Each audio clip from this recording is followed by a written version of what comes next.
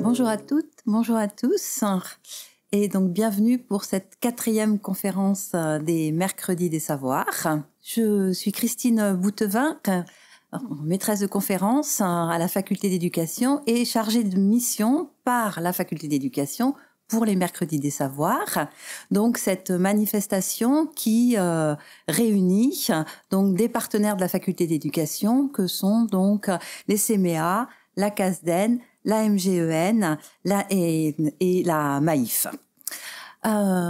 Aujourd'hui, nous allons aborder un sujet particulièrement intéressant et auquel on s'intéresse peu, enfin pas très visible, donc la santé des enseignants et en particulier les implications du bruit à l'école, avec donc deux spécialistes qui vous seront présentés par ma collègue et partenaire Géraldine Comps, donc de la MGEN. Donc bonsoir à toutes et tous. Donc comme vous l'a dit Madame Boutevin, ce soir c'est autour de la question du bruit à l'école que nous nous réunissons. Et aujourd'hui donc personne n'en doute, à l'école le bruit est partout, sans aucun doute. Et à la fois le bruit dans une école c'est la vie. Donc le signe de l'activité débordante qui y règne, les paroles, les rires, les sonneries, les cris, mais aussi le matériel qui tombe, les chaises qui bougent, les locaux qui résonnent, le vacarme des récréations, des couloirs, bref, le bruit touche absolument tous les occupants de l'école, de l'élève à tous les partenaires qui font partie de l'équipe éducative. Donc c'est avec grand plaisir que ce soir je vous présente donc nos deux conférenciers, donc Sophia Temam et Julien Lebled. Sophia donc est une épidémiologiste qui est spécialisée dans les déterminants environnementaux et sociaux de la santé. Elle a obtenu son doctorat en santé publique à l'INSERM où elle a étudié les impacts des facteurs sociaux et environnementaux sur la santé respiratoire. Depuis 2017, elle est chargée de recherche à la Fondation MGEN pour la santé publique où elle dirige l'axe de recherche santé et environnement. Donc, ses travaux récents portent notamment sur la qualité de vie des enseignants au travail et son dernier article, qui est sorti il y a très peu de temps, s'est intéressé aux conséquences de l'exposition au bruit au travail sur la santé des enseignants. Je suis également ravie de vous présenter donc Julien Lebled, qui est un interne de médecine en santé publique à la faculté de Paris-Sorbonne. Après avoir obtenu donc son master en santé publique au Japon, Julien se consacre aujourd'hui à l'étude des déterminants de santé. Et il a déjà contribué à plusieurs projets de recherche en épidémiologie et en pharmacovigilance. Il est actuellement en stage d'internat donc à la Fondation MGEN pour la santé publique, donc tutoré par Sophia. Et nous allons donc prendre un grand plaisir à les écouter ce soir autour de cette thématique du bruit à l'école. Donc je vous souhaite à tous une excellente conférence. Merci pour cette introduction. Donc on va commencer. Alors cette présentation elle va se dérouler en 3 temps avec une première partie introductive qui va porter sur la santé environnementale d'une manière générale et je voulais vous montrer aussi un bref aperçu historique pour vous montrer comment la prise en compte de l'environnement dans le champ de la santé a évolué au cours du temps et ensuite on rentrera dans le vif du sujet sur ce facteur environnemental qui est le bruit et Julien vous présentera des éléments cliniques et épidémiologiques sur le bruit et ses effets sur la santé. Et dans une 3e partie, on abordera vraiment les spécificités du bruit à l'école, ses conséquences sur la santé et le bien-être du point de vue des élèves et des enseignants. Et on vous présentera quelques résultats issus de nos travaux sur la santé, spécifiquement sur la santé des enseignants. Donc pour la santé, une présentation très générale de la santé environnementale. Donc il faut savoir qu'il existe une définition officielle de la santé environnementale qui a été proposée par l'OMS en 1994. Donc la santé environnementale, ça comprend l'ensemble des aspects de la santé humaine, y compris la qualité de vie, qui sont déterminés par les facteurs physiques, chimiques, biologiques, sociaux, psychosociaux et esthétiques de notre environnement. Donc c'est un champ de recherche qui est large, qui est vaste et qui implique de nombreux facteurs environnementaux comme la pollution de l'air, la pollution sonore, bien sûr, mais aussi les pesticides, le changement climatique. Et on peut rencontrer ces nombreux facteurs environnementaux via de nombreuses sources d'exposition, via notre cadre de vie, qu'on habite en zone rurale urbaine, la qualité de notre logement, notre cadre de travail ou nos habitudes de consommation ou d'alimentation. Donc l'idée qu'il existe un lien étroit entre santé et environnement n'est pas nouvelle. Et ça a été même le fondement de l'action de la médecine pendant longtemps. Et même déjà au 5e siècle avant Jésus-Christ, dans la Grèce antique, Hippocrate écrivait dans un de ses traités fondateurs sur les airs, les eaux et les lieux. Donc il écrivait en introduction: pour approfondir la médecine, il faut considérer d'abord les saisons, connaître la qualité des eaux, des vents, étudier les divers états du sol et le genre de vie des habitants. Un peu plus près de nous, au XVIIIe siècle, un savant italien du nom de Ramazzini complète l'approche d'Hippocrate en développant, lui, le concept de santé au travail. Et il dit: écoutons Hippocrate, il faut lui demander au malade ce qu'il sent, quelle est la cause, mais à ces questions qu'il me soit permis d'ajouter: et quel métier fait-il? Puis au XIXe siècle, c'est l'avènement de la médecine moderne qui repose sur 3 piliers qu'on appelle la médecine clinique, expérimentale et sociale. Donc, via la médecine clinique et expérimentale, on va voir le développement de nombreuses innovations et découvertes médicales. Et la médecine sociale, donc c'est une médecine qui intègre vraiment la dimension sociale et qui va être déterminante pour faire face aux épidémies, en particulier sur le contrôle de l'environnement. Et elle repose sur la collaboration de médecins, d'ingénieurs, d'urbanistes. Et c'est l'époque du mouvement hygiéniste que vous connaissez peut-être au XIXe siècle, donc qui postule que les pratiques politiques, sociales, architecturales et urbanistiques doivent suivre les règles de préservation de l'hygiène et de la prévention en santé publique. C'est à cette époque, par exemple, qu'on a le préfet poubelle qui développe le système de collecte de déchets à Paris. On a aussi les grands travaux, toujours à Paris, d'Haussmann, pour notamment améliorer la circulation de l'air dans les rues de Paris. Et donc la médecine sociale, elle va vraiment permettre la réduction de nombreuses pathologies infectieuses comme la tuberculose avant même le développement des vaccins. Et au XXe siècle, finalement, la question environnementale et sociale va passer un peu au second plan, avec la prédominance de ce qu'on appelle le modèle biomédical et d'une vision de la santé qui est vraiment qui consiste en l'absence de maladie, de douleur ou d'anomalies biologiques. Et ce modèle médical curatif, il se concentre vraiment sur les processus physiques de la biochimie, centré autour de l'individu et fait passer au second plan les facteurs sociaux et environnementaux de la santé. Et finalement, la mauvaise prise en compte de l'environnement va limiter sa prise en charge préventive. Et on assiste même au début de l'explosion des maladies non transmissibles comme les maladies cardiovasculaires, les cancers, le diabète de type 2. Il faut attendre la seconde moitié du XXe siècle pour voir un début d'évolution dans le domaine médical, avec notamment en 1946 la proposition d'une nouvelle définition de la santé qui n'est plus uniquement l'absence de maladie ou d'infirmité, mais qui est un état. La santé, c'est un état de bien-être physique, mental et social complet. Donc la santé, ce n'est pas que du biomédical. Et on passe également d'un modèle biomédical de la santé à un modèle psychosocial. Donc vraiment un modèle transdisciplinaire qui va examiner les liens entre la biologie, la psychologie et les facteurs socio-environnementaux. Et c'est à cette époque, donc en 1994, donc fin des années 90, où on a la proposition de la définition de la santé environnementale de l'OMS. Donc c'est relativement récent sur l'échelle du temps. Et aujourd'hui, fin des années 90 et début 2000, on peut dire que le lien entre santé et environnement ne fait plus débat. On voit même l'émergence de concepts qui montrent cette forte imbrication de l'environnement et de la santé, comme le concept de santé planétaire qui a été développé depuis 2015, qui remet sur le devant de la scène ce lien entre santé de la planète et santé des humains. Et aujourd'hui, le rôle crucial de l'environnement sur la santé est reconnu, et on estime même que la part de l'environnement et des facteurs socio-économiques représente 66% de notre état de santé. Et donc voilà, après cette introduction très générale sur la santé environnementale, nous allons maintenant aborder la question de la pollution sonore, donc exposition environnementale et ses conséquences sur la santé. Et Julien comme j'ai dit, va vous présenter des éléments cliniques et épidémiologiques sur le bruit et ses effets sur la santé. Donc je vais commencer par faire un petit rappel sur qu'est-ce que c'est un son et la différence avec le bruit. Donc le son, c'est vraiment le phénomène physique, donc de vibration de l'air, qu'on peut caractériser par plusieurs grandeurs, donc notamment la fréquence, qu'on mesure en hertz. Plus un son est aigu, plus il va avoir une fréquence élevée. Et à contrario, un son plus grave a une fréquence plus faible. La durée du son, qui se mesure en secondes, enfin tout simplement, et le niveau d'intensité sonore qu'on mesure en décibels.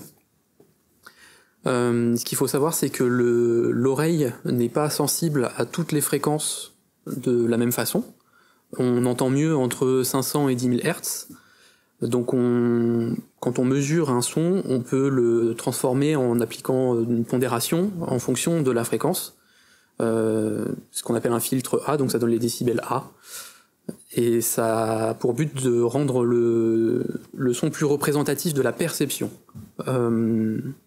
Et donc pour en venir à la perception, donc un son, c'est vraiment le phénomène physique. Le bruit, c'est plus la perception qu'on a d'un son ou d'un mélange de sons, qui peut être considéré comme gênant ou dangereux, désagréable. C'est plus subjectif qu'un son. Le bruit est plus subjectif que le son. Donc un petit point sur l'anatomie. Donc le son se transmet dans l'air. Pour qu'on puisse l'interpréter, l'entendre et l'interpréter, il faut qu'il passe d'abord dans un milieu liquidien avant d'être transformé en signal électrique nerveux. Donc pour ça, on a les différents compartiments de l'oreille. Donc en commençant par l'extérieur, donc l'oreille externe avec le pavillon, enfin vraiment ce qu'on voit à l'extérieur du crâne en fait. Et ensuite il y a un conduit qui mène jusqu'au tympan. Et à partir du tympan, on rentre dans l'oreille moyenne avec une chaîne de 3 osselets qui permet de transmettre et moduler les sons avant d'arriver dans l'oreille interne. Et donc c'est à ce moment-là, dans l'oreille interne, qu'on passe à un milieu liquidien. L'oreille interne, elle a une forme comme une spirale, un peu comme un escargot. Ça permet d'avoir un son grave perçu au fond de cette spirale, alors que les fréquences aiguës vont être perçues par les cellules plus proches de l'oreille moyenne. Ces vibrations, donc dans l'oreille moyenne, elles sont perçues. Alors il y a les cellules ciliées, donc il y a 2 types de cellules ciliées. Les cellules ciliées externes, qui vont avoir pour rôle de moduler. En fait, c'est une membrane qui va vibrer, qui va faire vibrer les cellules ciliées internes. Et c'est les cellules ciliées internes qui vraiment sont responsables de la transduction du signal en un flux nerveux. Et les cellules ciliées externes, elles vont avoir plutôt un rôle de modulation. Ça sert notamment à discriminer plusieurs sons qui peuvent être de fréquences proches. Et donc finalement, c'est quand il y a du bruit dans une salle, ça permet de différencier les différents sons entre eux. Et ça, c'est le rôle des cellules ciliées externes. Faut savoir que ces cellules, que ce soit ciliées internes ou externes, elles ne se régénèrent pas. Donc quand elles sont lésées, on perd de l'audition de façon irréversible. Et donc voilà. Et donc ensuite, une fois que la cellule ciliée interne a traduit la vibration en signal nerveux, c'est transmis par le nerf auditif jusqu'au système nerveux central, qui lui va interpréter avec des phénomènes plus complexes le signal en son. Enfin vraiment, ouais. L'oreille, donc elle peut être atteinte à plusieurs niveaux, ça va avoir des profils d'atteinte différentes. Donc on a ce qu'on appelle les surdités de transmission, qui touchent alors soit l'oreille externe, soit l'oreille moyenne, où c'est vraiment l'interface entre l'extérieur et l'oreille interne qui fait défaut. Et les surdités de perception, où le son parvient bien jusqu'à l'oreille interne, mais c'est la transformation en signal électrique soit qui est atteinte au niveau des cellules, soit au niveau de la transmission jusqu'au système nerveux central. Donc une audition normale humaine, c'est entre à peu près 20 et 20 000 Hz. C'est mesuré donc sur une échelle en décibels qui est une échelle logarithmique. Donc concrètement, ce que ça veut dire, c'est qu'une augmentation de 3 décibels, ça équivaut à doubler l'intensité du son. Donc c'est pas du tout linéaire. On perçoit donc les décibels, ils sont définis entre 0 et 120 décibels à peu près. Donc ce que ça veut dire, c'est qu'en dessous de 0, globalement, alors à part exception, personne n'entend. Et au-dessus de 120 décibels, on ne fait plus la différence. À partir de 120 décibels, ça devient douloureux en fait. Et donc on fera pas la différence entre un son de 130 et 120 décibels. Ça sera douloureux dans les deux cas. Et on n'entendra pas plus fort. La parole, donc la communication se fait sur des fréquences qui sont moyennes, entre 500 et 4000 Hz à peu près, avec des différences en fonction des différents sons qui se situent plus ou moins graves ou aigus, la voix des gens qui est plus ou moins grave ou aiguë aussi. Il faut savoir aussi qu'il y a une perte d'audition liée à l'âge qui est normale, ce qu'on appelle la presbyacousie, un peu comme la presbytie, c'est la même racine, mais qui commence par les fréquences hautes. Donc généralement, ce qu'on appelle haute, c'est au-dessus de 10 000 Hz. Donc finalement, ça n'atteint en tout cas pas prioritairement les fréquences de la parole, donc on met du temps avant de s'en rendre vraiment compte. Mais à partir de 60 ans, on commence à avoir des atteintes qui sont perceptibles, qui peuvent être gênantes. Donc ensuite, pour évaluer l'audition, on utilise ce qu'on appelle l'audiométrie tonale liminaire. Donc en fait, ce que ça veut dire, c'est qu'on regarde un son pur avec une fréquence et on regarde à partir de quelle intensité sonore la personne perçoit le son. Donc c'est vraiment subjectif, en fait, on a un casque sur les oreilles, on fait ce test de façon unilatérale, donc dans une cabine d'audiométrie qui est isolée, et on envoie un son à une fréquence de 500 Hz avec une intensité croissante, jusqu'à ce que la personne entende le son. Et donc on note, et on obtient des courbes, comme on voit là. Donc pour chaque fréquence, chaque oreille différente. Il y a aussi des tests, mais qui ne sont pas utilisés en routine, qui sont plus objectifs. Donc il y a notamment les auto-émissions acoustiques provoquées, c'est ce qu'on utilise pour le dépistage chez les nouveau-nés. Comme ils ne peuvent pas s'exprimer, il faut bien quelque chose d'objectif. Où en fait, l'oreille, quand elle perçoit un son, il va y avoir un feedback, et donc elle va émettre un peu dans le sens inverse, le tympan va émettre des vibrations qu'on peut percevoir via ces tests-là. Et il y a aussi les potentiels évoqués auditifs, où là ça ressemble plus à un électroencéphalogramme où on va coller des électrodes, on va jouer un son et on va percevoir le signal nerveux. Donc ça c'est pareil, si la personne, si l'oreille est fonctionnelle, on n'a pas besoin que la personne perçoive le son de façon subjective, on voit que le signal est bien transmis. Mais c'est alors plus compliqué, plus coûteux, plus long à réaliser, donc c'est pas à utiliser en routine. Donc à partir de l'audiométrie tonale, on a défini des critères de classification et de dépistage. Donc on utilise les fréquences entre 500 et 4000 Hz. On fait la moyenne des seuils pour chaque oreille. Et la moyenne de cette meilleure oreille, ça sert de référence pour définir la surdité. Et on dit qu'on a une surdité légère. Donc on n'est pas vraiment sourd, mais une perte d'audition légère en fait, à partir de 20 décibels. Donc quels sont les facteurs de risque de perte auditive? Donc il y a évidemment l'exposition au bruit. Ça peut être soit un bruit intense mais ponctuel, donc dans ce cadre-là on considère qu'à partir de 120 décibels ça commence à être dangereux, ou des bruits plus chroniques. On est notamment donc exposé au bruit au travail ou dans les contextes de loisirs. Dans le code du travail on définit le seuil à ne pas dépasser sur une période de 8 heures. Donc c'est une exposition moyenne sur 8 heures de 85 décibels. À partir de ce seuil-là, le port d'équipement de protection individuelle est obligatoire. Il y a pareil le même seuil à 125 décibels pour les bruits ponctuels, mais c'est plus difficile à évaluer. Voilà. Donc pour les loisirs qui sont à risque, il y a donc notamment tout ce qui tourne autour des armes à feu, donc dans la chasse ou le tir récréatif, et dans la musique, alors soit dans un concert, soit écouter avec un baladeur et un casque, à des intensités élevées. Et il y a aussi donc des facteurs génétiques, donc ça peut être soit des facteurs vraiment bien identifiés qui causent une maladie précise ou des malformations, mais il y a aussi des facteurs qui sont alors plus polyfactoriels, où ça prédispose à une perte auditive sans qu'il y ait vraiment une maladie bien identifiée.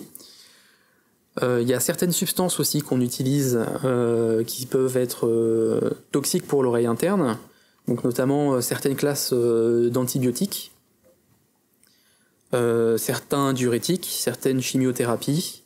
Il y a certaines substances qu'on peut utiliser dans les milieux professionnels, notamment des solvants qui sont aussi dangereux pour l'oreille interne. Il y a d'autres maladies qui sont facteurs de risque, donc l'hypertension artérielle, le diabète et les syndromes métaboliques notamment, qui causent un surrisque de perte d'audition.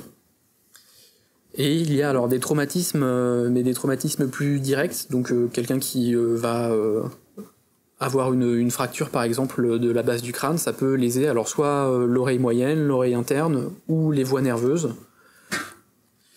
Il y a les infections de l'oreille. Alors ça peut être soit des infections virales qui touchent plutôt l'oreille interne, ou les infections bactériennes qui touchent plus l'oreille moyenne, qui peuvent laisser des séquelles et donc des pertes d'audition qui sont durables même après la guérison de l'infection. Pour faire un point plus spécifiquement sur le bruit, donc comme je l'ai dit, il y a des pertes d'audition alors qui peuvent être soit temporaires, ça c'est plutôt dans le cadre d'une exposition à un bruit ponctuel et très fort, donc il y a des mécanismes de protection de l'oreille en fait qui permettent de réduire. Il y a le réflexe stapédien qui permet de contracter en fait et d'augmenter l'impédance de la chaîne des osselets. On peut baisser environ de 10 décibels l'intensité d'un son grâce à ça, donc ça permet d'avoir une certaine modulation du niveau de bruit. Mais ce qui est plus fréquent, c'est une atteinte par exposition chronique, où on va avoir une destruction des cellules ciliées, donc comme je l'ai dit, elles ne se régénèrent pas. Ça va favoriser une inflammation qui va entretenir cette destruction des cellules ciliées aussi. Et il y a des mécanismes où une personne, comme elle va avoir perdu de l'audition, elle va être moins vigilante, potentiellement s'exposer plus, ou en tout cas moins se protéger, mettre le son plus fort, et ça va encore accélérer le phénomène de perte d'audition. Ça c'est pas spécifique au bruit, mais quand on a une perte d'audition en général, c'est très corrélé à la présence d'acouphènes, donc ça décrit le phénomène d'entendre un son qui n'existe pas. Concrètement, ça peut être des bourdonnements, des sifflements, et ça c'est très, très lié à la présence d'une perte d'audition, même si on n'est pas gêné par la perte d'audition, la présence d'acouphènes, ça peut être un signe avant-coureur. On perd notamment aussi la capacité à discriminer différents sons, notamment dans un environnement bruyant. Donc ça c'est lié à la destruction des cellules ciliées externes notamment, où la personne ne va pas être gênée pour entendre un son quand il est au calme, mais par contre, dans un environnement bruyant, elle va pas pouvoir suivre une conversation. Donc ça c'est pareil, ça peut être un signe un peu précurseur d'une perte d'audition. Et on perd aussi la capacité de spatialisation du son. Il y a aussi des conséquences extra-auditives de l'exposition au bruit. Donc l'exposition au bruit chronique, notamment, ça peut être perçu comme une agression qui active une réaction qui n'est pas spécifique, une réaction de stress en fait, avec la sécrétion de plusieurs hormones qui vont induire de façon directe une augmentation notamment de la tension artérielle et qui va favoriser en général les pathologies cardiovasculaires. Perturber le sommeil aussi.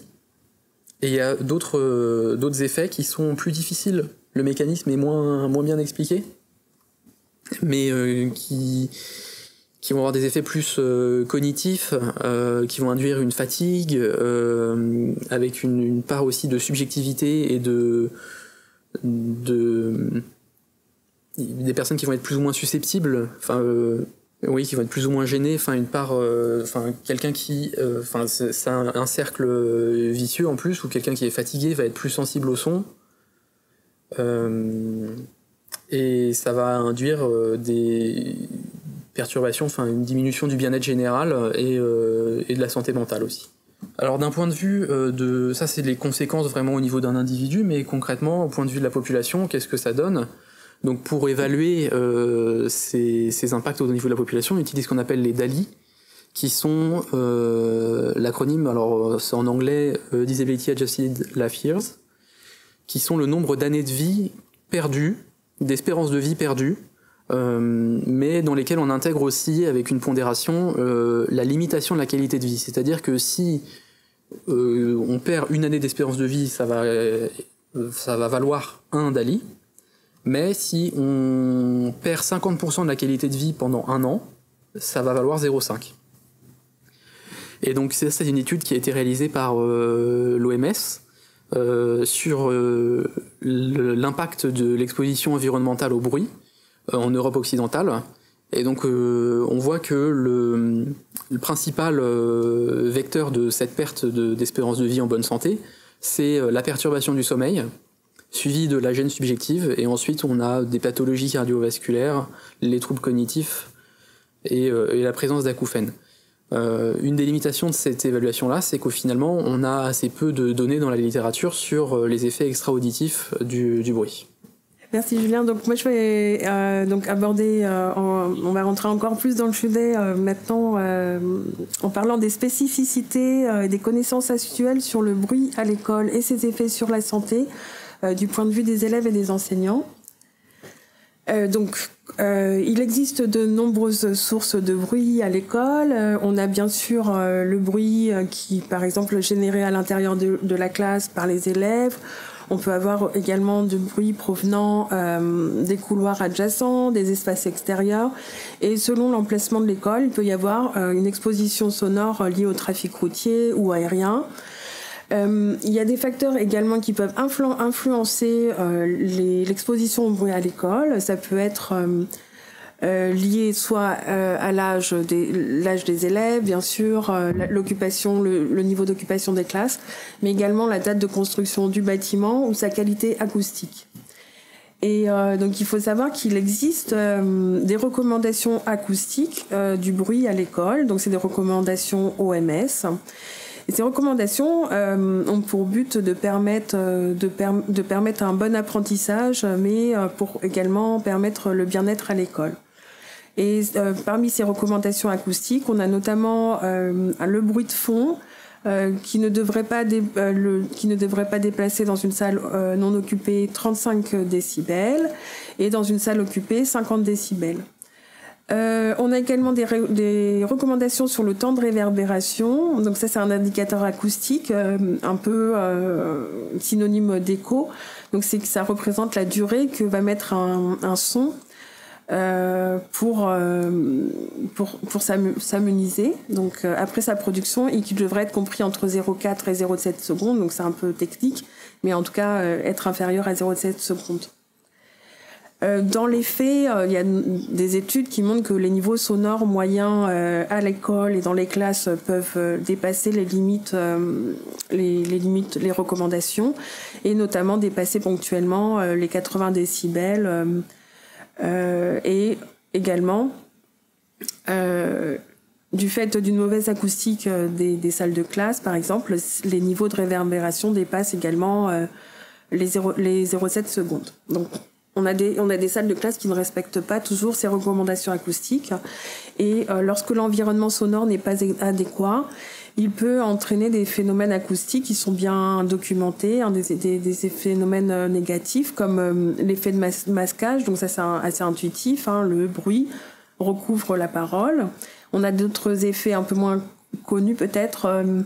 L'effet de Lombard, c'est en fait une personne qui parle avec un bruit de fond important va modifier la prononciation de sa parole pour compenser le bruit.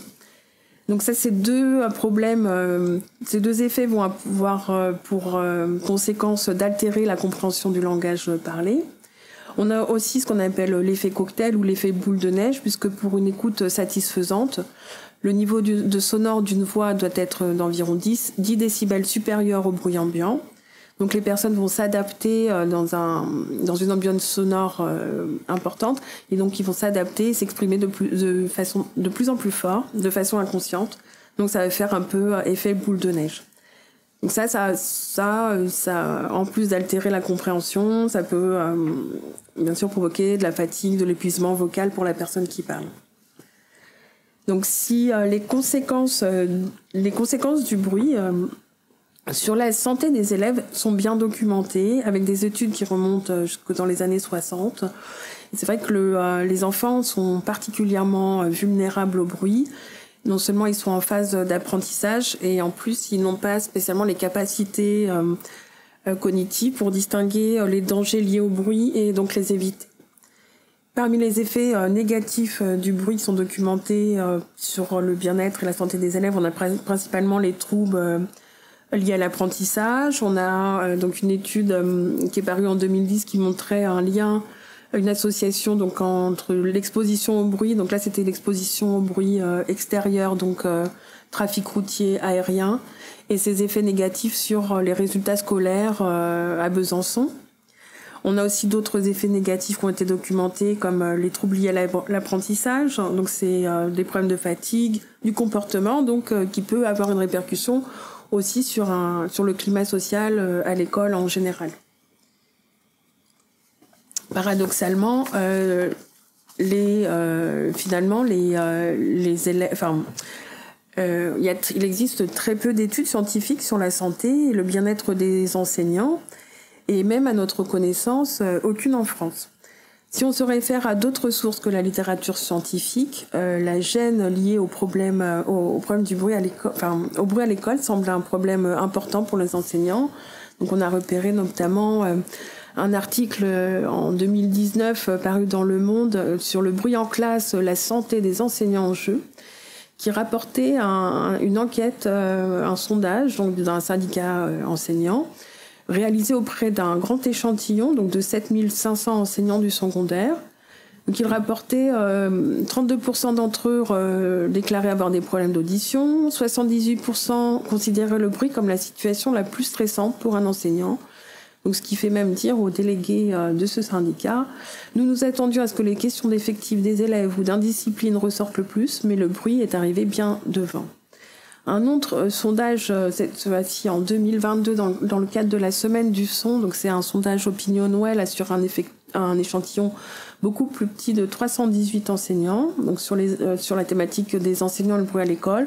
Pareil, on retrouve des résultats assez négatifs, avec 66% des enseignants qui trouvaient leur classe bruyante, 11% même très bruyante. Une majorité d'entre eux qui ressentent des effets négatifs sur leur santé, par exemple sur la fatigue, l'irritabilité, le stress, maux de tête, troubles de la voix et de l'audition, jusqu'à même des problèmes de tension artérielle et de rythme cardiaque. Et 16% d'entre eux déclaraient avoir déjà eu un arrêt maladie lié à ces troubles. Donc, comme je l'ai dit, il y a quand même il y a quelques études scientifiques, même s'il y en a peu, sur les effets négatifs du bruit à l'école sur les enseignants. Et en résumé, elles ont majoritairement porté sur la fatigue vocale.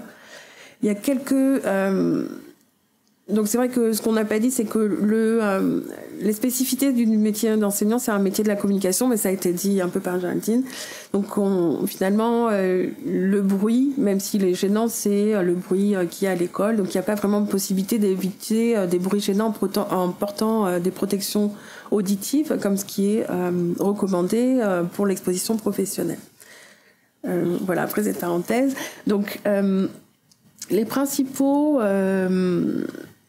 les effets qui ont été étudiés sur le bruit en classe sur la santé des enseignants, donc ça, principalement la fatigue vocale, quelques études sur les maux de tête, la fatigue intense, les troubles auditifs rapportés comme les acouphènes, et aussi des indicateurs plus liés à l'environnement professionnel, donc sur l'insatisfaction professionnelle, le souhait de reconversion, ou des effets sur la perturbation liée à leur renseignement, à leur travail. Alors ces études aussi il y en a peu, elles comportent aussi des limites, elles sont souvent réalisées sur de très petits échantillons, au maximum quelques dizaines d'enseignants, avec des résultats aussi contradictoires, et pas d'études sur des indicateurs plus généraux de la santé, comme la santé mentale par exemple. Donc c'est pour pallier un peu à ce manque de connaissances, notamment en France, manque de données, que nous avons entrepris des études à partir des données d'un grand échantillon de près de 15 000 enseignants français qu'on va maintenant vous présenter. Et donc ces deux études, elles ont été réalisées à partir des données Constance, peut-être que vous connaissez. Donc brièvement, Constance, c'est une cohorte épidémiologique généraliste, donc des consultants des centres d'examen de santé qui a été lancée en 2012 par l'INSERM.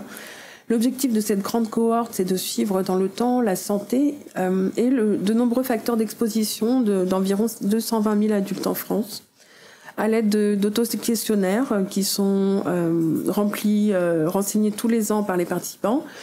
Et ces participants font également des examens de santé répétés, donc à l'inclusion dans l'étude.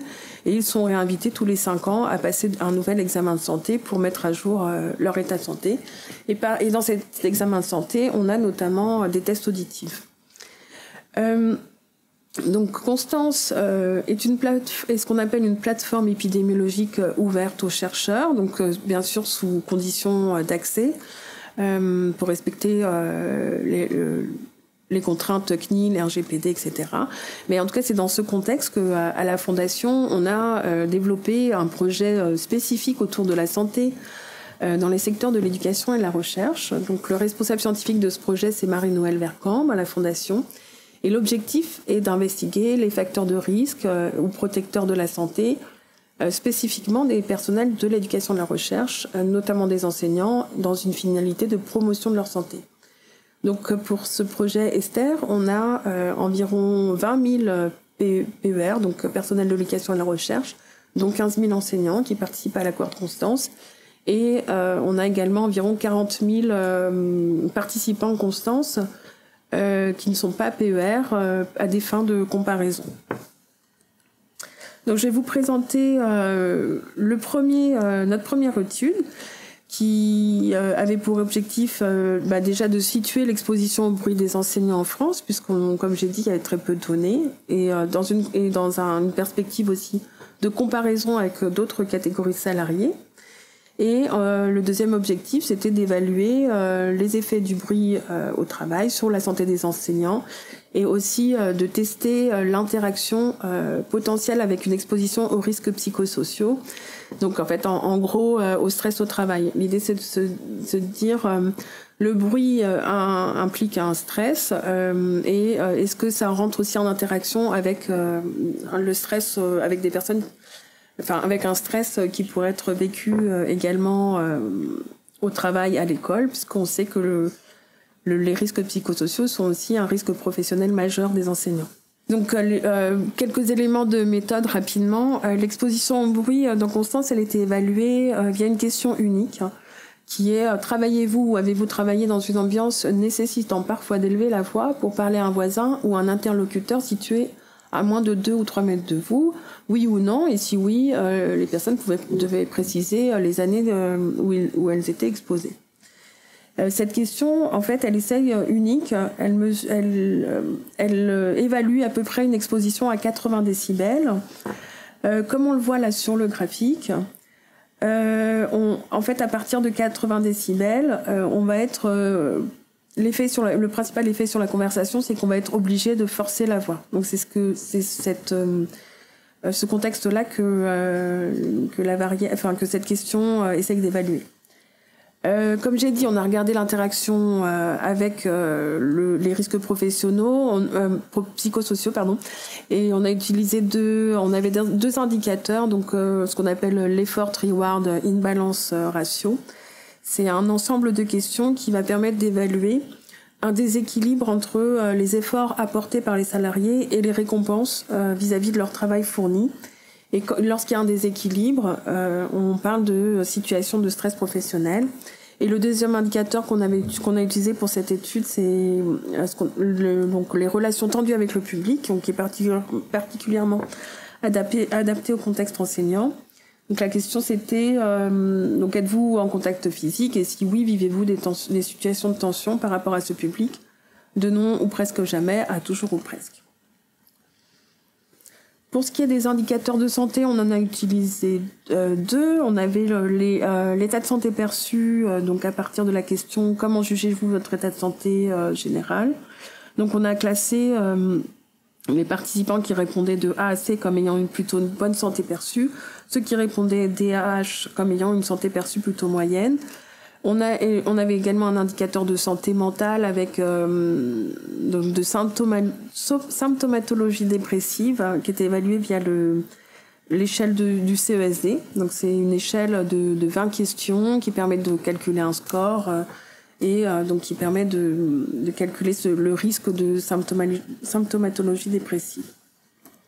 Voilà, maintenant je vais passer aux principaux résultats. Donc on a inclus dans cette étude un peu moins presque 14 000 enseignants et 34 000 salariés d'autres secteurs de l'enseignement,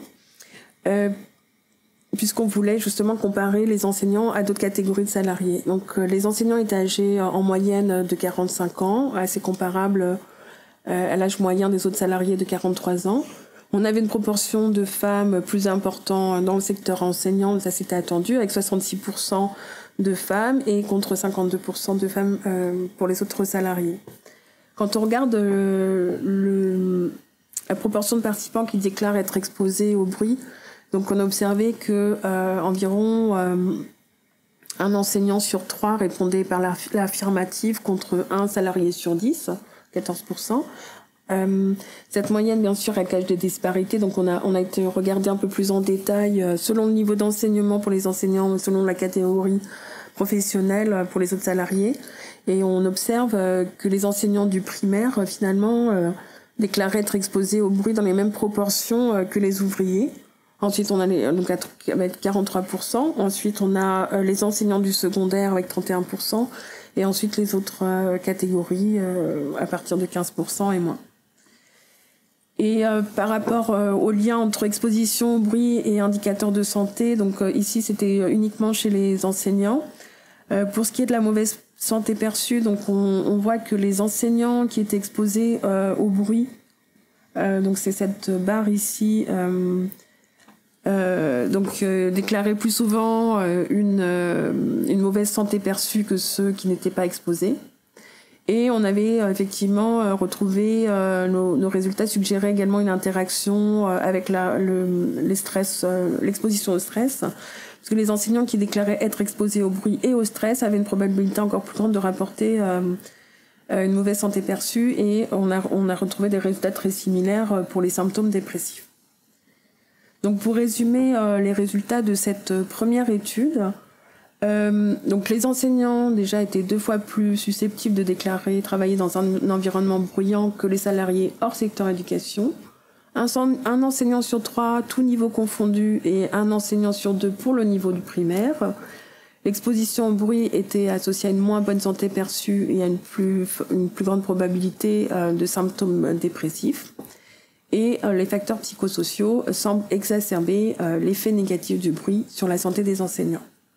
Donc moi je vais vous présenter une deuxième partie de l'étude qui s'intéresse, alors c'est des résultats qui sont encore préliminaires, mais qui s'intéressent aux données longitudinales sur les tests auditifs.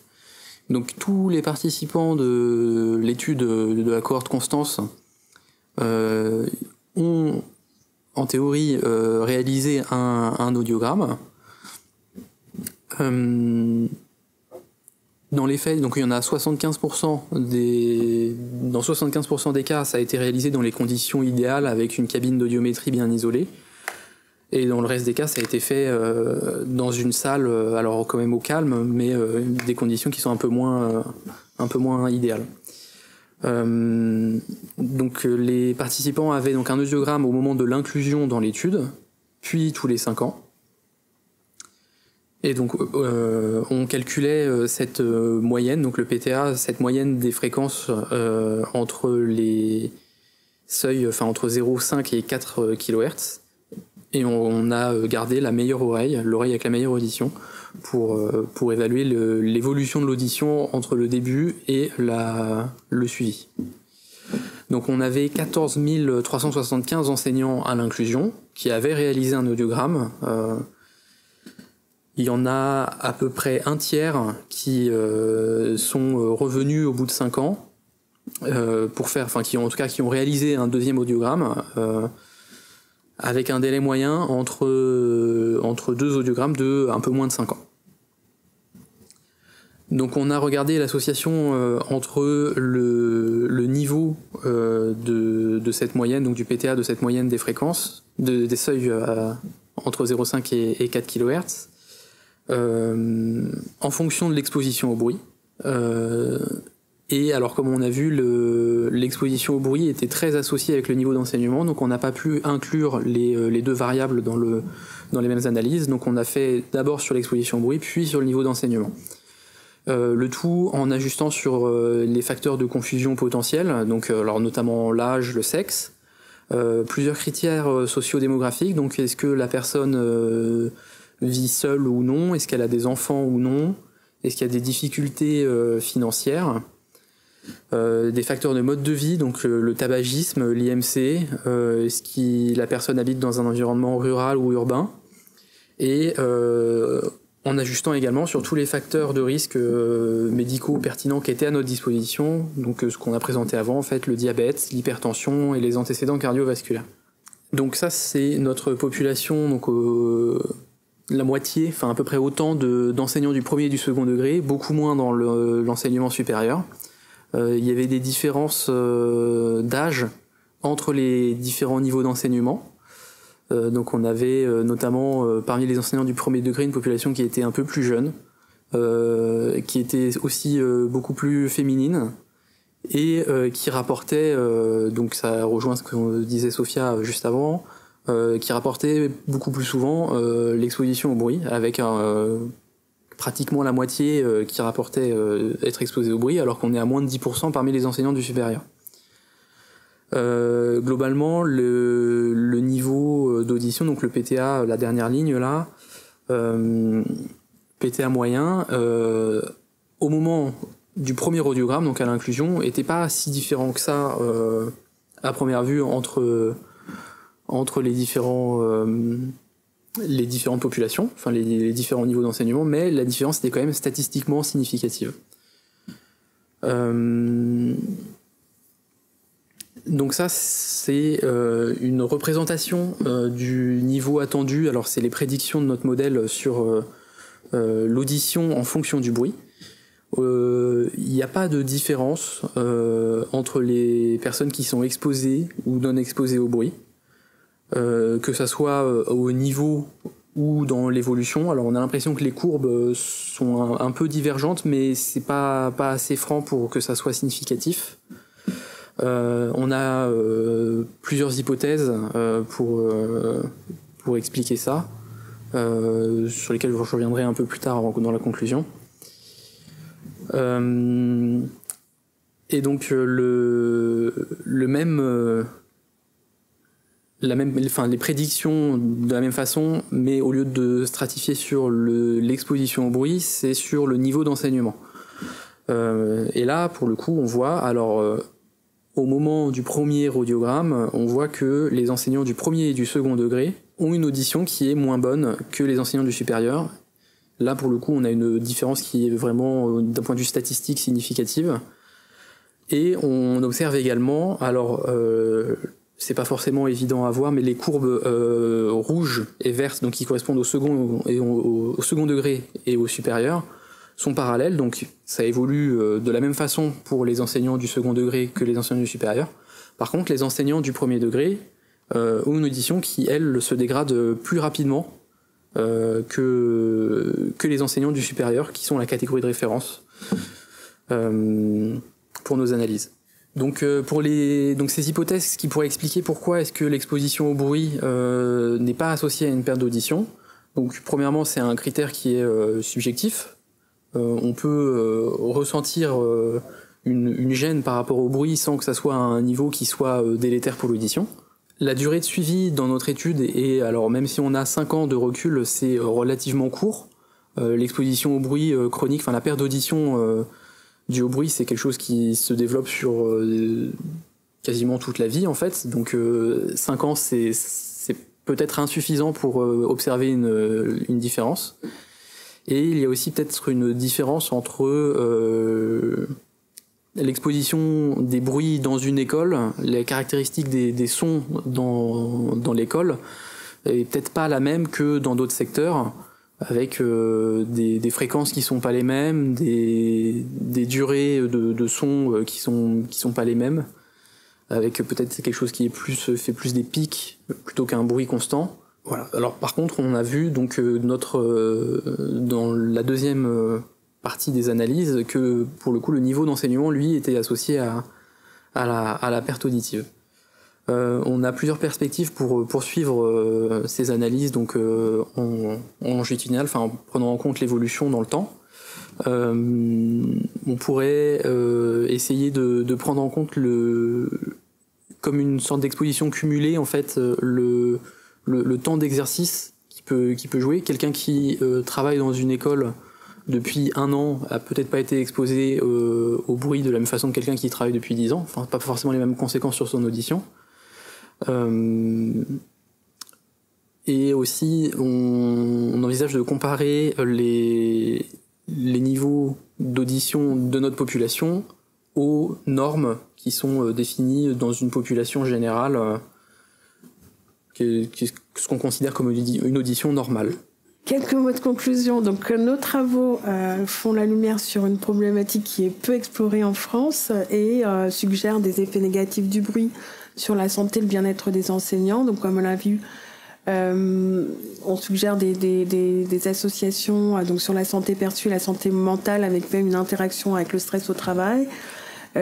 Pour les résultats préliminaires donc, de Julien, des effets aussi sur la santé auditive, donc des analyses à creuser tout de même, donc avec des études complémentaires pour mieux documenter cette exposition et ses conséquences sur la santé du point de vue des enseignants. C'est quand même, nos résultats appellent quand même aujourd'hui à une plus grande attention au bruit à l'école en tant qu'exposition professionnelle des enseignants, donc avec une exposition quotidienne et de long terme. Et donc la mise en place d'actions, de réflexion, en tout cas d'actions de prévention pour prendre en compte cette problématique.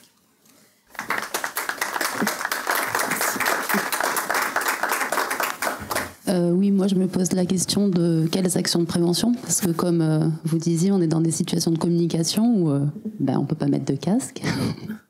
Donc nous, c'est vrai que déjà ce travail c'était de documenter les problèmes, parce qu'il n'y a pas d'études scientifiques, et aussi on peut agir sur différentes choses, sur les sources, via aussi une sensibilisation auprès des enfants sur le bruit quand c'est lié au bruit, lié aux enfants, une sensibilisation des enseignants quand même. Je crois que Géraldine, elle va pouvoir évoquer quelques. Oui, il y a des pistes et des actions. Il y a des enseignants sur le terrain qui sont pleins d'ingéniosité et qui vont développer effectivement tout un tas de petites choses pour sensibiliser les enfants, parce que effectivement, il y a la santé des enseignants, mais elle va passer justement par un meilleur climat et dans la classe et dans l'établissement. Donc, je ne saurais trop vous recommander un outil qui a été développé par Canopé. Qui s'appelle Agissons, donc Agis plus loin son, l'environnement sonore à l'école, Agissons Canopé. Donc on vous mettra en lien sur les infos avec le replay toutes ces références. Il y a également des expérimentations qui ont eu lieu avec des outils qui ont été développés. Ils ont fait une mallette qui s'appelle donc pour un plaisir auditif durable, prévention des risques auditifs. Donc c'est à l'origine du projet, il y a une infirmière académique de prévention en fait en santé. C'était sur un travail avec le rectorat, des Pyrénées-Atlantiques. Pardon, j'arrivais plus à relocaliser le projet. Et ils ont créé en fait un outil pour à la fois sensibiliser les élèves et à la fois trouver des parades, on va dire, pour que les enseignants vivent mieux les situations sonores, on va dire, dans l'école. Dans ma précédente vie professionnelle, donc pendant laquelle j'ai été CPE, donc j'étais souvent confrontée au moment de regroupement d'élèves dans les réfectoires, dans les couloirs, dans la cour, etc. Et dans les réfectoires notamment, il y a plein de projets en France qui ont été initiés où il y a des appareils qui mesurent en fait le niveau sonore dans la cantine, dans les réfectoires, et ça se met à clignoter rouge avec un petit son agréable qui est pas du tout agressif et qui va dire aux élèves attention, là c'est pas bon pour votre santé, quoi. Voilà, c'est pas taisez-vous, il faut plus parler, c'est attention, là c'est plus bon pour votre santé. Donc on est vraiment dans une démarche effectivement de prévention, vraiment d'abord pour les enfants, et puis dont les premiers bénéficiaires seront bientôt bien entendu tous les enseignants et tous les personnels de l'équipe éducative, quoi, dans les établissements scolaires. Il y a, d'un point de vue de la santé, des enseignants également et de leur prise en charge, un centre de réadaptation qui est géré par les établissements, par MGEN, et qui permet de prendre en charge des collègues enseignants qui parfois ne peuvent plus enseigner à cause de leurs troubles effectivement auditifs. Alors ça reste effectivement une minorité, mais en tout cas le ministère avec MGEN notamment effectivement prend en compte ces situations-là en leur permettant de trouver un endroit pour reprendre pied petit à petit dans leur activité professionnelle en aménageant des choses, ou carrément essayer de travailler à une autre issue professionnelle. Voilà.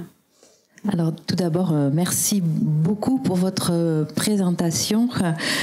J'ai été très sensible à ce que vous avez dit sur le peu d'études sur le sujet.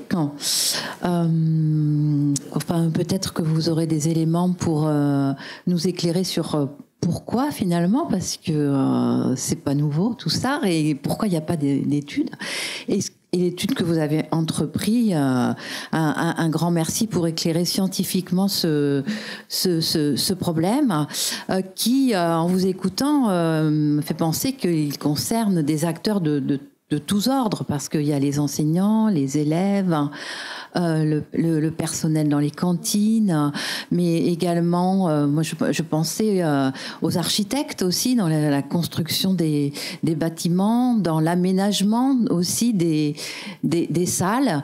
Et du coup, je me dis que votre ou vos études, j'espère que ça va se poursuivre, mériteraient une diffusion large. Donc, je voulais vous demander, voilà, où est-ce que vous en êtes dans la diffusion? Est-ce que c'est pour le moment dans le cercle scientifique? Bon, ici vous êtes avec nous, merci.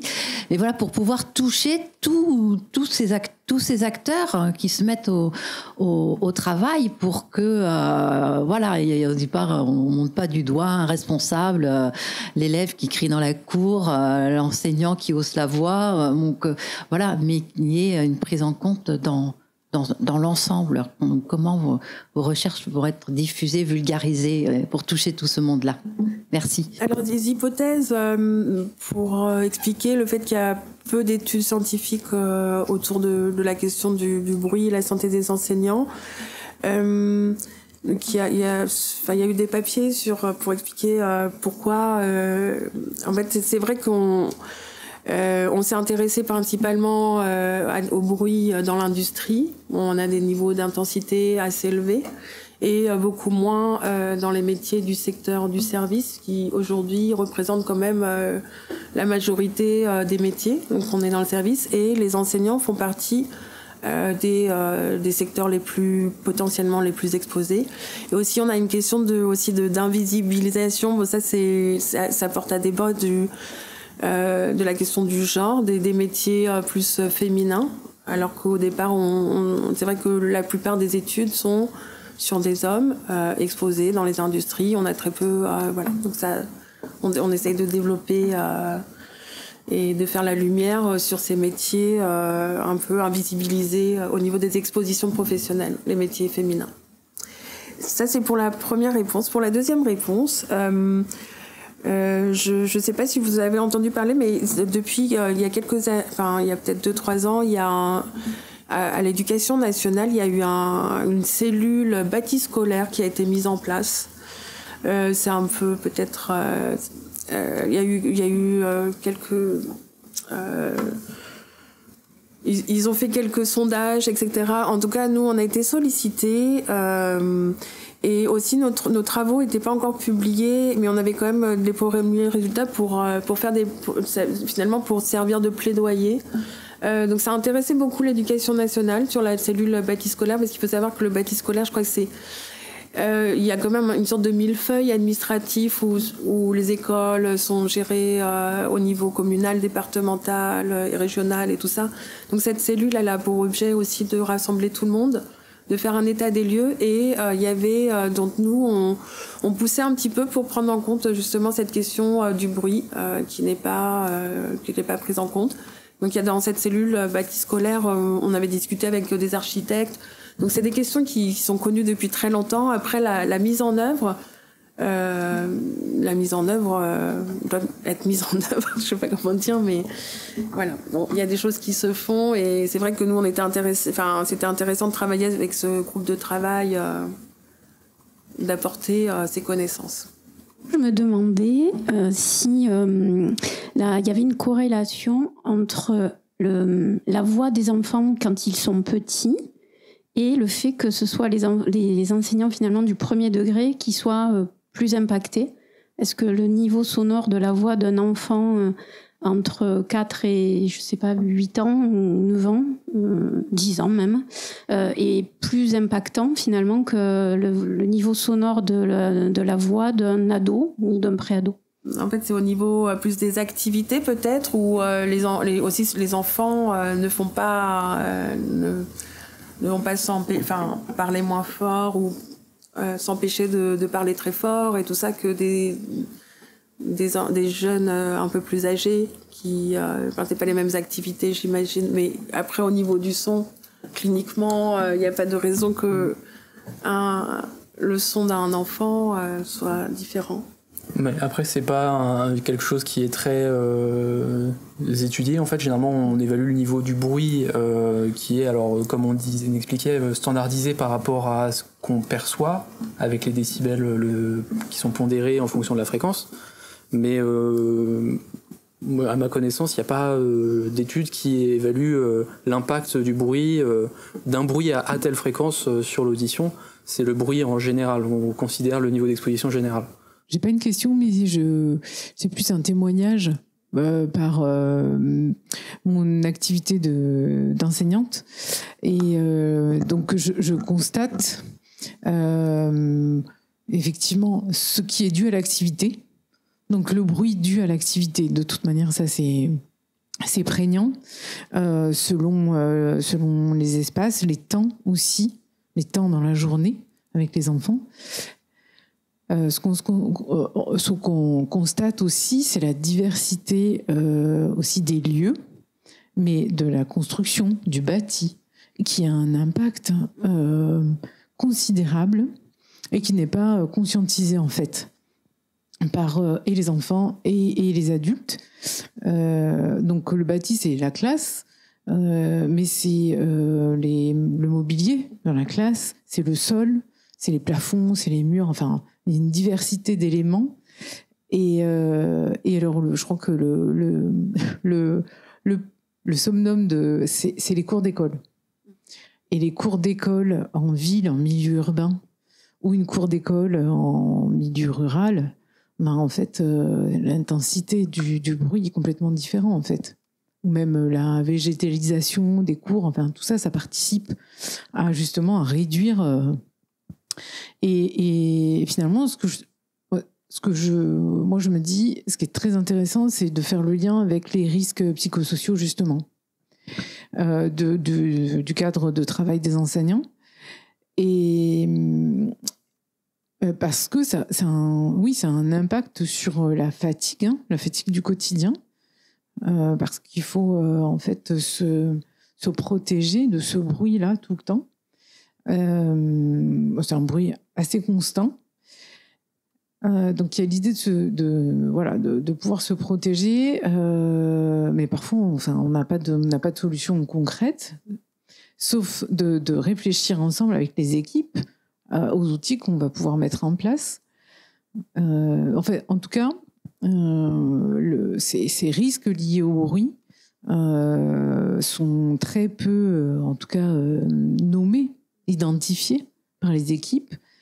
Et on aurait même intérêt à le spécifier dans tous ces phénomènes liés au risque, parce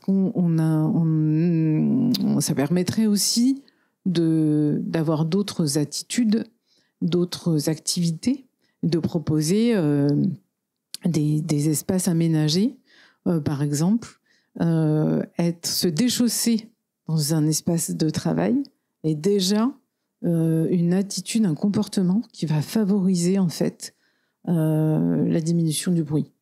Voilà, c'est des petites choses, hein, mais donc en fait la question est très intéressante et moi alors en plus moi je suis appareillée et pour témoigner aussi d'être enseignante appareillée et donc avoir toutes ces difficultés justement liées au bruit, liées au contexte. Et ce qu'on constate aussi beaucoup depuis plusieurs années, c'est que ça devient plus visible. En tout cas, les enseignants sont quand même plus vigilants. Enfin, il y a plus de personnes appareillées aussi. Et ça, c'est aussi, je dirais, vis-à-vis des personnes. C'est comme on peut avoir une paire de lunettes. On peut avoir aussi un appareil auditif et il y a tout un travail à faire de ce côté-là autour du handicap, en fait, aussi. Voilà, merci. Merci pour votre commentaire, très intéressant. Et c'est vrai que comme ça, on a cette vision aussi un peu négative de l'appareillage, des problèmes d'audition, alors que on peut comparer ça à un port de lunettes. Sur la question du handicap aussi, comme c'est vraiment, autant la voix très importante, mais les oreilles aussi pour un enseignant. On fait beaucoup de choses autour de la voix et peut-être un peu moins sur l'audition. Donc si ces travaux peuvent permettre de montrer un peu cette problématique. Et c'est vrai que par rapport aux actions de prévention, pour tout ce qui peut être fait, moi j'ai fait une recherche parce que nous on est un petit peu en amont de l'action de prévention, c'est documenter les problèmes.